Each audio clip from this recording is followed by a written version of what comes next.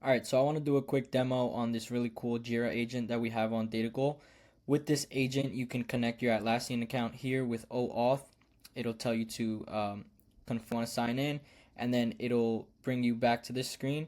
And on this screen, you can ask plain English questions on top of your Jira data, on top of any tickets, sprint. You can ask some really cool questions, like for example, I can say, create a release note for this release and give it to me in PDF format.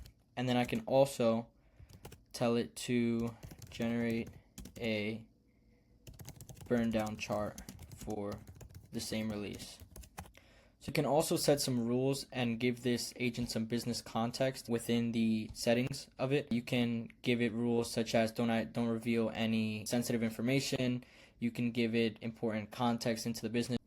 So you can see on the right hand side, it'll tell us all of the stages that the agent is going through. So it'll go through thinking, planning, it'll call the Jira MCP, it'll call tools. If it has to do some deeper analysis, such as creating this PDF and also this Burndown chart, on the back end, it will also call our data science agent. Here it is. So it'll use bash and it'll write the Python script to generate everything that we're requesting it to generate.